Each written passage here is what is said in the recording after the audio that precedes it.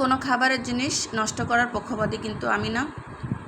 তো কোনো জিনিস যদি বেঁচে যায় ঘরে আমি ফেলে দেই না, কোনো একটা মজার জিনিস বানিয়ে নেই যাতে করে কেউ বুঝতে না পারে, আবার খেতেও মজা হয়।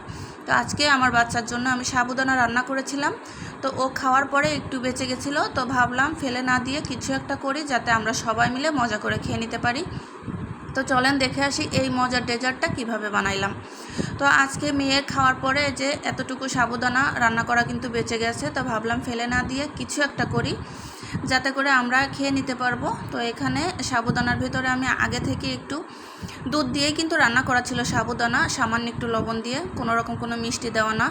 তো আগে থেকে আমি একটু এই যে চিনি দিয়ে দুধটা ঘন করে জাল দিয়ে রেখেছিলাম, আর সামান্য একটু ঠান্ডা হয়ে গেছে দুধটা, এখন এই অবস্থায় আমি দিয়ে দিব।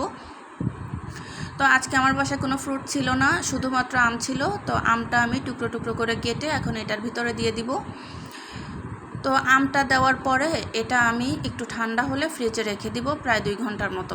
ভালোভাবে যখন ঠান্ডা হয়ে যাবে তখন আমি বের করে নিব। তো এভাবে কিন্তু সাবুদানা দিয়ে ফালুদাটা তৈরি করা হয়, দুধ দিয়ে বিভিন্ন ফল ফ্রুট দিয়েই বানায়। তো আমার বাসায় কোনো ফল ছিল না, তো এই তো ফ্রিজ থেকে নামিয়ে নিলাম। আর এটাও কিন্তু খেতে অসম্ভব মজা ছিল, ফেলে তো আর দেওয়া লাগে নাই, খাবারটা তো আমরা খেয়ে ফেলছি, তাই না? কোনো জিনিস নষ্ট করা ঠিক না। আর বিশেষ করে আমরা যারা গৃহিণী, আমরা ঘরে বসে তো শুধু স্বামীকে অর্ডারই করতে পারি, এটা আনো ওইটা আনো, কিন্তু 10টা টাকা ইনকাম করতে যে কত কষ্ট হয় সেটা শুধু একমাত্র পুরুষ মানুষই জানে যে কতটা কষ্ট হয়। তো এইটা ভেবেই কিন্তু আমি কোনো খাবারের জিনিস নষ্ট করি না। তো এই তো আমার ঘরে আইসক্রিম ছিল, আমি উপর থেকে একটু আইসক্রিম দিয়ে দিলাম, আর এটা কিন্তু খুবই মজা ছিল খেতে। তো এই তো একটা মজাদার ডেজার্ট